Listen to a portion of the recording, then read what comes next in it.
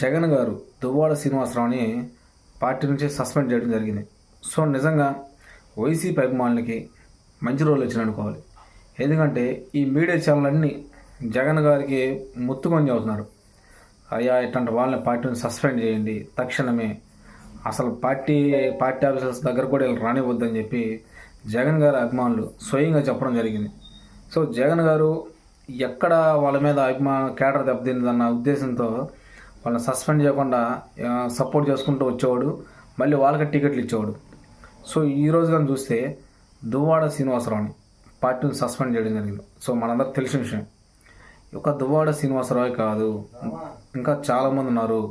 దువ్వాడ శ్రీనివాస్తో ఇంకా ఎంతమంది ఉన్నారు? అవంత శ్రీనివాస్ లేడా, గోరింట్ల మాధవ్ లేడా, అంబటి రాంబాబు గారు లేరా, రీసెంట్గా విజయసాయి రెడ్డి గారు లేరా?